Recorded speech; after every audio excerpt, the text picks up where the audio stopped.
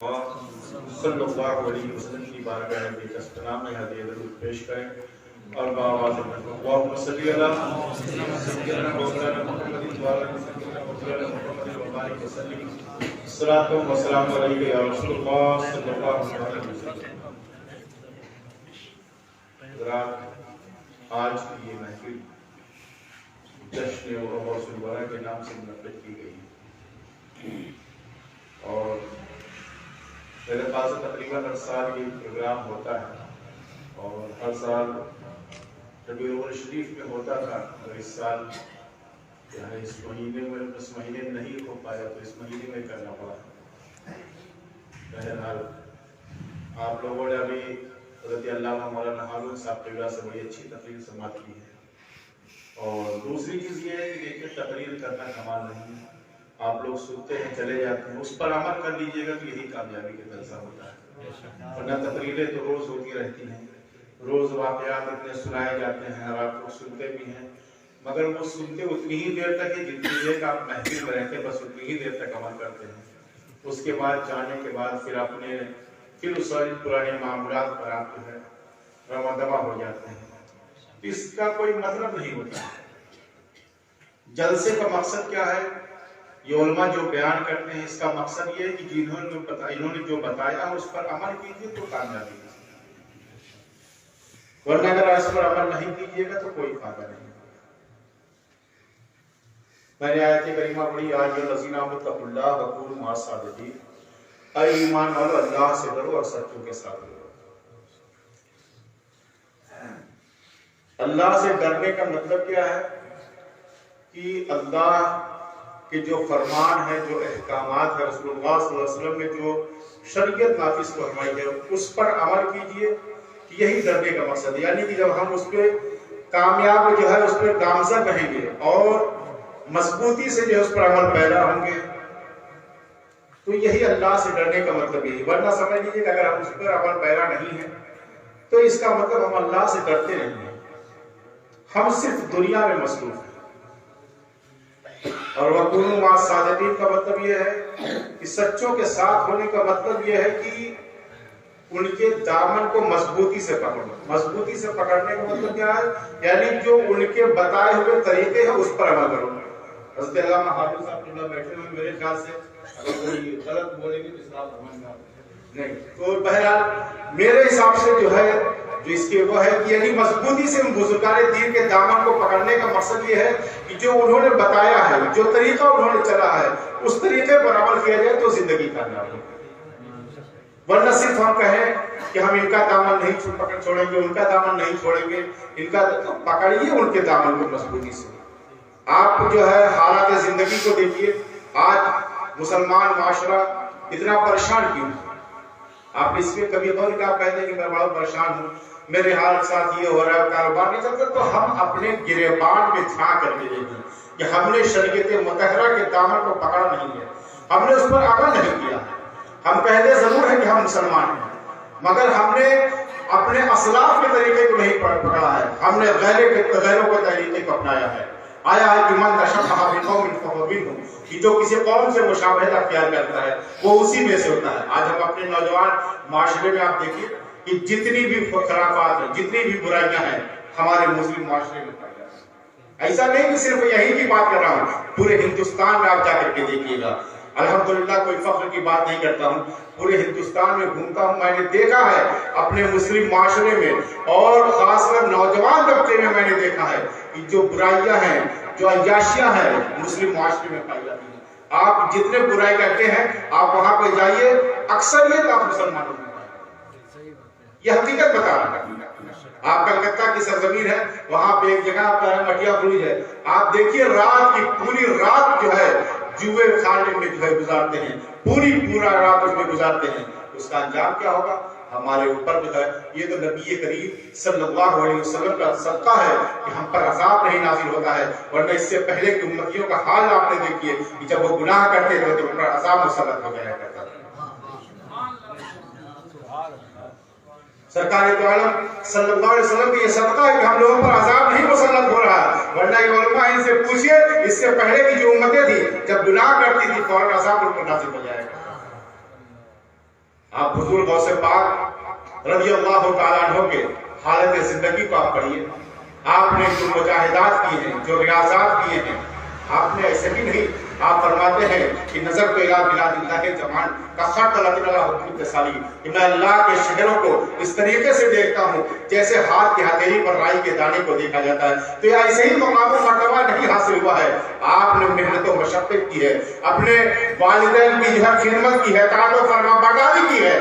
آپ دیکھیے آپ کے معاشرے میں نوجوان کرتا ہے، کہتا ہے میں پریشان ہوں، مگر مجھ سے اس سے پہلے تو دیکھو تو سوئی کہ تم جب پریشان ہو مگر تم اپنے والدین کو کتنا پریشان کرتے ہو، اپنے والدین کا خیال نہیں کرتے ہو، تم اپنی جو ہے پریشانی بیان کرتے ہو. مگر تم نے کبھی سوچا کہ میرے باپ نے کھانا کھایا ہے کہ نہیں کھایا ہے؟ میں نے اپنے باپ میں جو ہے پریشانی کو سنا ہے کہ نہیں سنا ہے؟ جب تم جوان ہو جاتے ہو اور جب تم جو ہے بڑے ہو جاتے ہو تو تم جب باپ تم سے اگر کوئی بات کہنا چاہتا ہے تو اس کو اس طریقے سے جھڑک کے ڈانٹ دیتے ہو، کہتے ہیں جاؤ میرے پاس ہوتا ہی ہے. یہ تمہارے حالات ہو گئے ہیں. یہ ہم لوگوں کا اعمال ہے کہ جو آج ہم پر ظالم بادشاہ بیٹھا دیے گئے ہیں. یہ ہم لوگوں کے اعمال کی سزا ہے، کوئی اور نہیں اس کا ذمہ دار ہے. اس کے ذمہ دار ہم لوگ ہیں. حضرت سیدنا غوث پاک رضی اللہ تعالیٰ عنہ کے پاس ایک شخص مرید ہونے کے لیے آتا ہے اور آنے کے بعد کہتا ہے کہ حضور میں آپ سے مرید ہونا چاہتا ہوں. غوث پاک نے کہا ٹھیک مرید ہو. غوث پاک مرید کرتے ہیں. آپ پڑھاتے جا رہے ہیں کہ نماز پڑھیں گے، روزہ رکھیں گے، حج کریں گے، زکات دیں گے، شراب نہیں پیئیں گے. اس نے کہا کہ حضور دیکھیے سب شرط آپ نے منظور، یہ شرط مجھ کو منظور نہیں. غوث پاک نے کہا کہ نہیں ایسا یہ کہو یہ شراب حرام ہے لہذا شراب نہیں پینا چاہیے، کہو کہ میں شراب سے توبہ کرتا ہوں، شراب نہیں پیوں گا. اس نے کہا کہ حضور غوث پاک میں نے آپ کی سب بات مان لی ہے، ایک بات آپ میری مان لیجیے. بڑا دیر تک جب آپ سمجھاتے رہے نہیں مانا تو آپ نے کہا کہ ٹھیک ہے چلو میں اس بات پہ مان گیا مگر میری ایک شرط ہے. کہا وہ کون سی شرط ہے؟ کہا کہ تم میرے سامنے شراب کرو. اس نے کہا کیوں کون سی بڑی بات، یہ تو اچھی بات ہے، آپ میرے پیر ہیں، میں آپ کے سامنے شراب نہیں پیوں گا. آج آپ دیکھیے نا لوگ مرید ہو جاتے ہیں، جھنڈ پہ جھنڈ مرید ہونے کرتے ہیں، مگر جتنا پیر بتایا اس پہ کتنا عمل کرتے ہیں؟ آپ نے کبھی غور کیا؟ پیر جتنا بتاتا ہے اس پہ عمل کرتے ہیں، بس مرید ہو جاتے ہیں. اس کے بعد پتا نہیں کہ پیر سے ملاقات بھی کرنے کی فرصت ہوتی کہ نہیں ہوتی ہے، اور اس کے بعد جو پیر نے بتایا اس پر کہاں عمل کرنے کی توفیق ہوتی ہے. تو حضرت غوث پاک نے کہا کہ جو ہے تم جو ہے جناب میری جب شرط مان لی ہو تو میں تمہاری شرط مانتا ہوں. وہ بڑا جو ہے اطمینان سے خوشی سے اپنے گھر جاتا اور اپنی بیوی سے کہتا ہے کہ آج میں غوث پاک کے ہاتھوں پر توبہ کر کے آ گیا ہوں. مگر اس سے خوشی کی بات یہ ہے کہ غوث پاک نے مجھ کو شراب پینے کی اجازت دے دیا. تو بیوی نے کہا کہ اس میں تم اتنا خوش ہو رہے، تم اتنے غلط کام کی اجازت دے کر کیا تو خوش ہو رہے. تو اس نے کہا کہ کون سی ایسی بات ہے. بہرحال بات ہو گئی. 3 دن تک اس نے شراب نہیں پیا، مگر چوتھے دن شراب کھانے کی طرف گیا تو اس نے سوچا کہ دن کا اجالا ہے، اس وقت اگر شراب پینے جائیں گے تو لوگ کہیں گے کہ بتاؤ غوث پاک کا مرید ہو کر کے شراب پینے کے لیے آیا ہے. تو رات کی تاریکی میں جاتا ہے شراب لینے کے لیے، بوتل لے کر کے آتا ہے اور جب گھر کے اندر داخل ہوتا ہے جب اس نے بوتل کھولا اور منہ کے قریب لے جاتا ہے آواز آتی ہے کہ میرے مرید وعدہ بھول گئے کیا؟ وہ چونک جاتا ہے، کہتا ہے کہ یہ کہاں میرے پیر کی آواز کہاں سے؟ غوث پاک دیکھا کہ سامنے غوث پاک موجود ہے، بوتل کو پھینک دیتا ہے. اس کے بعد کہتا ہے کہ لگتا ہے کسی نے خبر دے دیا ہے، کسی نے چغلی کر دی ہے کہ آپ کا مرید شراب پینے جانا تھا. پھر دوسرے دن گیا، پھر جانے کے بعد وہ شراب کی بوتل لے کر کے آیا. پھر دوسری جگہ کوشش کیا کہ وہاں جا کر کے پیئیں گے. جب وہاں پینے کے لیے گیا، جب ڈھکن کھولا اور منہ کے قریب لگانا چاہا تو آواز آئی گئے میرے مرید وعدہ بھول گیا کیا؟ پھر دیکھا کہ غوث پاک موجود ہے. کہا اچھا یہ تو غوث پاک جو ہے جہاں پہنچ کر پینا چاہ رہے نہیں پہنچ جا رہے. تو کہا کہ ایسی جگہ پیے کہ جہاں غوث پاک پتہ نہیں چل پائے گا، وہاں پہنچ ہی نہیں سکتے. کیونکہ عراق کا علاقہ پہاڑیوں کا علاقہ ہوتا ہے تو شراب لیا اور لینے کے بعد پہاڑی کے پیچھے چلا جاتا ہے اور جانے کے بعد کہا اب یہاں تو نہیں آئے. جب وہاں اس نے شراب کو کھولا، ڈھکن جو ہے کھول کر کے منہ کے قریب لے گیا، پھر آواز آئی کہ میرے مرید وعدہ بھول گیا کیا؟ دیکھا غوث پاک پھر موجود تو پھینک دیا اس نے بوتل. کہا کہ حضور غوث پاک جب آپ کو ہر جگہ موجود ہی رہنا تھا تو پھر ایسی شرط کیوں آپ نے طے کر لیا؟ غوث پاک کا مقام مرتبہ کیا پوچھنا ہے. ان کا مقام و مرتبہ ہم لوگ جتنا بھی بیان کریں پوری زندگی ختم ہو جائے کہ ہم لوگ بیان نہیں کر سکتے ہیں. تو کہنے کا مقصد یہ ہے کہ غوث پاک کی دامن کو مضبوطی سے پکڑیے, اور پکڑنے کا مطلب یہ ہے کہ جو انہوں نے بتایا ہے, جو ان کے افعال و کردار اس پر عمل کیجیے تو زندگی کامیاب ہوگی. صرف کہہ دینے سے اور نعرہ لگا دینے سے کام نہیں چلتا. تو لہٰذا آپ لوگ اس بات کا وعدہ کیجیے اور عہد کیجیے کہ آج سے ہم لوگ 5 وقت کی نماز پڑھیں. یہ سب سے ضروری چیز ہے. تمام عبادتوں میں سب سے اہم عبادت, اہم العبادات نماز ہے. اب آج ہم لوگ اپنے معاشرے میں دیکھیں نہ مسجد تو ہم لوگ اتنی عالیشان بنوا لیتے ہیں کہ پوچھے نہیں, مگر نماز پڑھنے کے لیے اگر امام سے پوچھے گا تو فجر پہ شاید 2-4 لوگ آ جائیں. مجھے یاد ہے کہ مسعود صاحب بندہ جو ہے ایک مرتبہ ایک واقعہ اپنا بیان فرما رہے تھے, میرے استاد بھی رہ چکے, کہہ رہے تھے کہ جو ہے وہ کہیں جا رہے جب باہر اس میں جو ہے سفر کر رہے تھے تو ایک یہودی ساتھی تھا.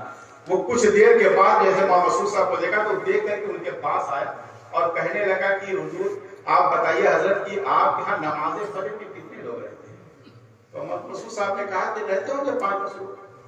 عام جنرل بات انہوں نے کہا. مدرسے وغیرہ تو دیکھے چونکہ اساتذہ کے خوف سے جو ہے بچے جو ہے مسجد میں جا کے پھنس جاتے ہیں کہ کہیں لاٹھی نہ پڑ جائے. تو اس یہودی نے کہا کہ آپ مسلمان ہیں؟ تو آپ نے فرمایا کہا. تو اس نے یہ بات پوچھی تو جب آپ نے کہا کہ 5-10 لوگ رہتے ہوں گے تو اس یہودی نے کہا کہ حضرت میں یہودی ہوں. اور اس نے کہا کہ میں سمجھ گیا. مسعود صاحب نے کیا سمجھ گیا؟ کہا کہ جو قوم اپنے نبی کے لیے اپنے دین کے لیے نیند نہیں قربان کر سکتی ہے وہ قوم اپنے نبی کے لیے خود کیا دے گی. آج دیکھ لیجیے ورنہ صلح حدیبیہ کا واقعہ دیکھیے. کفار نے جب کہا تھا عروہ بن مسعود کو بھیجا تھا اور کہا تھا کہ عروہ بن مسعود تم جا کر کے ان سے جو تم فیصلہ کر کے آؤ گے ان کے پاس سے ہم اس کو ماننے کے لیے تیار ہو جائیں گے. اگر تم ان سے صلح کرنے کے لیے کہہ دو گے تو ہم صلح کر لیں گے, تم ان سے جنگ کے لیے کہہ دو کہ ہم جنگ کرنے کے لیے تیار ہو جائیں گے. تو عروہ بن مسعود ایسا شخص بہت دنیا کو پتا جو ہے شاہ کسریٰ کے بادشاہ میں گیا, بارگاہ میں گیا تھا, ایران کے بادشاہ کی بارگاہ میں گیا تھا اور آنے کے بعد اس نے کہا تھا کہ میری قوم کے لوگوں میں نے بہت سے بادشاہوں کی بارگاہ میں گیا ہوں اور میں نے بہت سے بارگاہوں کی بارگاہ میں نے دیکھا ہے کہ ان کے ادب و تعظیم میں نے دیکھی ہے, مگر میں نے جو تعظیم اور عظمت محمد عربی کے ماننے والے میں پائی ہے کسی بادشاہ کی بارگاہ میں نہیں پائی ہے. لہٰذا ہے میری قوم کے لوگ محمد عربی سے کبھی جنگ مت کرنا, صلح کر لینا اسی میں. تو آج ہمارا ایمان بڑا کمزور ہے. ہم لوگ مسلمان اپنے کہتے تو ہیں مگر ہمارے اعمال, ہمارے کردار, ہمارے فعل ایسے نہیں ہے کہ دیکھنے سے کوئی دیکھے تو کہے کہ مسلمان ہے. آپ جائیے, آپ ٹرینوں میں سفر کیجیے, جائیے تو دیکھیے جو ہے جو لوگ داڑھی رکھتے رہتے تو وہی پتہ چلتا ہے کہ مسلمان, باقی تو دیکھنے میں لگتا ہی نہیں ہے کہ مسلمان بھی کوئی ہے. تو مگر یہ کہنے کا یہ مقصد نہیں ہے. کہنے کا مقصد یہ ہے کہ آپ اپنے کردار کو, اپنے لباس کو ایسا بنائیے کہ کوئی دیکھے تو مسلمان سمجھے کہ مسلمان ہے. آپ اس سے پہلے کے واقعات آپ دیکھیے کہ جہاں ایک مسلمان رہتا تھا اور 1000 لوگ رہتے تھے تو ان مسلمانوں پر غالب ہو جایا کرتا تھا. آج کیا حال ہے کہ آج ہم 1000 کی تعداد میں ہوتے ہیں, اگر وہ ایک ہوتے ہیں تو ہم خائف ہوتے ہیں. کیوں؟ ہمارے ایمان کمزور ہو گئے ہیں, ہمارے عقیدے کمزور ہو گئے ہیں, ہم نے رسول اللہ صلی اللہ علیہ وسلم سے سچی محبت نہیں کی ہے. ورنہ پوچھیے حضرت سیدنا فاروق اعظم نے جب حجر اسود کو بوسہ دیا تھا تو آپ نے فرمایا تھا کہ حجر اسود عمر اس لیے تجھ کو نہیں چومتا ہے کہ تو خانہ کعبہ میں نسب ہے یا جنتی پتھر ہے اس لیے نہیں چومتا ہے, بلکہ عمر اس لیے چومتا ہے کہ لبھائے رسول اللہ صلی اللہ علیہ وسلم دلیل ہوئے ہیں, اس لیے عمر کو چومتا ہے. لہذا کہنے کا مقصد یہ ہے کہ نبی سے ایسی محبت کیجیے اور وہی محبت دنیا میں بھی کامیابی کی دلیل ہوگی اور آخرت میں بھی کامیابی کی دلیل ہوگی. اور اگر یہ نہیں کر سکتے ہیں تو جان لیجئے یہ دنیا چند دنوں کی ہے, مرنا سب کو ہے, کوئی نہیں بچا سکتا ہے. آپ کہتے ہیں کہ پیر صاحب سے مرید ہو گئے ہیں, اب پیر صاحب بچا دیں گے, نماز نہیں, کچھ نہیں ہونے والا ہے. کوئی کتنا بڑا پیر ہو جائے مگر جان رہے کوئی بچائے گا نہیں. دوست ایک دم حقیقت بول رہا ہوں. لوگ کہتے, بہت سے لوگ کہتے بھی ہیں پیر صاحب کہہ رہے ہیں ہم سے مرید ہو گئے کام ہو جائے گا, اب کوئی ضرورت استغفر اللہ, توبہ کرو ایسے مرید پیر سے. جو ایسا پیر وہ سب سے بڑا, اس زمانے کا سب سے بڑا دجال وہی ہے جو بات ایسی کہتا ہے. لہٰذا ایسا نہیں, مرید ہوئیے, وسیلہ آپ کے لیے ہے, وہ ذریعے نجات آپ کے لیے بڑھیں گے, مگر کب بڑھیں گے؟ جب آپ شریعت مطہرہ کے دامن کو مضبوطی سے پکڑے رہیں گے, جب رسول اللہ صلی اللہ علیہ وسلم کی شریعت کو مضبوطی سے پکڑیں گے اور اپنے جو ہے جو آپ فرائض و واجب